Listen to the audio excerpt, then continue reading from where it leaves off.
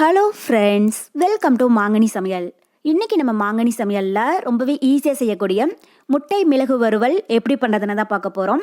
இது சாம்பார் சாதம், ரசம் சாதம், அப்புறம் எல்லா விதமான வெரைட்டி ரைஸ் கூட வச்சு சாப்பிட்றதுக்கும் ரொம்பவே அட்டகாசமாக இருக்கும். ஸோ கண்டிப்பாக நீங்கள் ட்ரை பண்ணி பாருங்கள். ஈஸியாகவும் சட்டுன்னு செஞ்சு முடிச்சிடலாம். வீட்டில் எல்லாரும் ரொம்ப ரொம்ப விரும்பி சாப்பிடுவாங்க.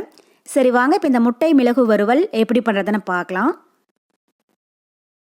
அதுக்கு ஒரு கடாயில் 2 டேபிள் ஸ்பூன் எண்ணெய் விட்டு சூடுபடுத்திக்கோங்க.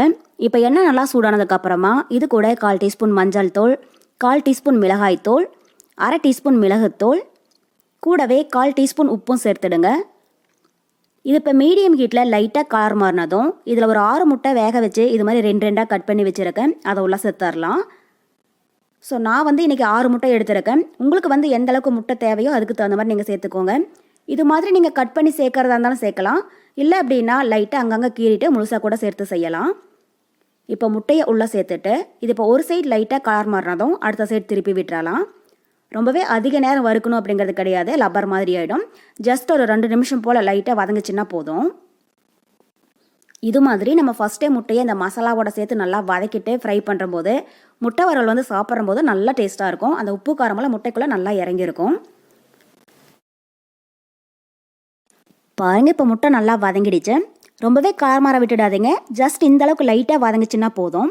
இது இப்போ எண்ணெயிலேருந்து வடித்து தனியாக ஒரு பிளேட்டில் எடுத்து வச்சிடலாம்.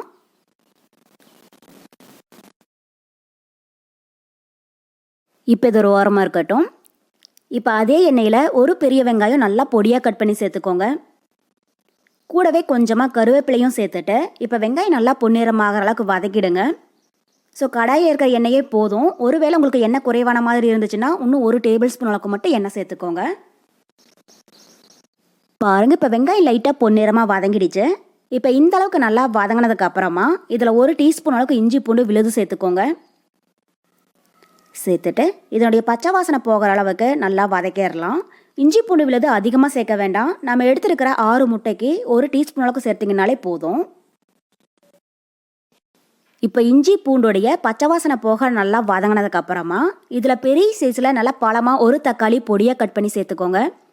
சேர்த்துட்டு இப்போ இந்த தக்காளி நல்லா சாஃப்ட் ஆகிற அளவுக்கு இதை வதக்கிடுங்க.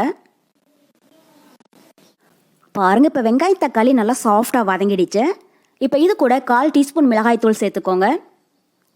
கூடவே 1/4 டீஸ்பூன் மல்லித்தூள், அப்புறம் 1/4 டீஸ்பூன் கரம் மசாலா, 1 டீஸ்பூன் மிளகுத்தூள், கடைசியாக இதுக்கு தேவையான அளவு உப்பும் சேர்த்துடலாம். உப்பு சேர்க்கிற போது குறைவாகவே சேர்த்துக்கோங்க. ஃபஸ்ட்டு நம்ம முட்டை வறுக்கிற போது கொஞ்சமாக சேர்த்துருக்கோம். இப்போ அளவாக சேர்த்துக்கோங்க. கடைசியாக டேஸ்ட் பண்ணி பார்த்துட்டு பத்தில் அப்படின்னா கூட அப்புறமா சேர்த்துக்கலாம். இப்போ இந்த மசாலா பொருள்லாம் சேர்த்துட்டு இதனுடைய பச்சை வாசனை போகிற அளவுக்கு இதை நல்லா வதக்கிடுங்க. பாருங்கள், இப்போ மசாலாவுடைய பச்சை வாசனை போக நல்லா வதங்கிடுச்சு. இப்போ இது கூட ஒரு 1/4 கப் அளவுக்கு தண்ணி சேர்த்துக்கோங்க.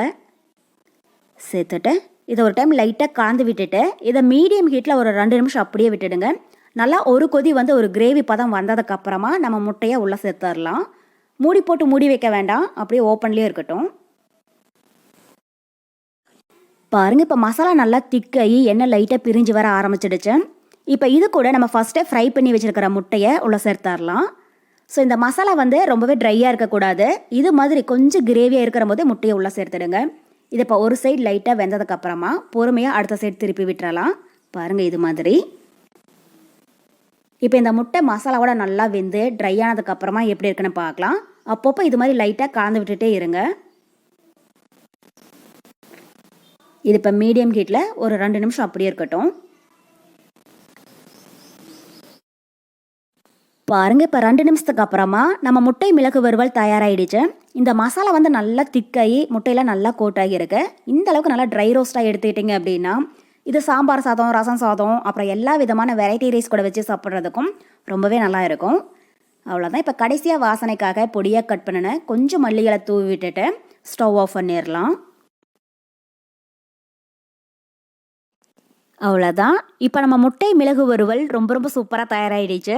இதனுடைய டேஸ்ட் அவ்வளோ ரொம்ப நல்லா இருக்கும். ஸோ கண்டிப்பாக நீங்கள் ட்ரை பண்ணி பாருங்கள். ட்ரை பண்ணி பார்த்துட்டு எப்படி இருக்குன்னு கமெண்ட் பாக்ஸில் சொல்லுங்கள். என்னுடைய இந்த ரெசிபி வீடியோ உங்களுக்கு பிடிச்சிருந்தா லைக் பண்ணுங்கள். உங்கள் ஃப்ரெண்ட்ஸ் அண்ட் ரிலேட்டிவ்ஸ் கூட நிறைய ஷேர் பண்ணுங்கள். மறக்காமல் மாங்கனி சமையலுக்கு சப்ஸ்கிரைப் பண்ணுங்கள். நன்றி.